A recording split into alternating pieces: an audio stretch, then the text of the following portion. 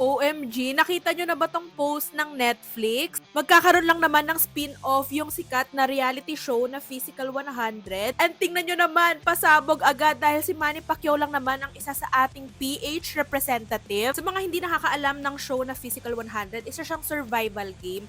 Matira matibay talaga siya. Battle of the best physical shape. Mixed siya ng athletes, celebrities, and etc. Sa original na show, usually individual game siya. Tapos may onting team games. Pero, based sa nabasa kong article, team-based concept na siya. Tapos nakagroup yung teams by country of origin. As you can see, si Manny Pacquiao agad ang ating unang na-reveal na PH representative. Dito sa spin-off, pag may isang team member ang natalo sa isang challenge, eliminated na ang buong team. Napakabongga na ito mga ate kasi sabi nila, fierce face-off daw to amongst Asia's finest. And talagang intense talaga siya kasi nakasalalay daw ang national pride. Kayo guys, sino sa tingin nyo ang kukumpleto sa PH team? Comment below.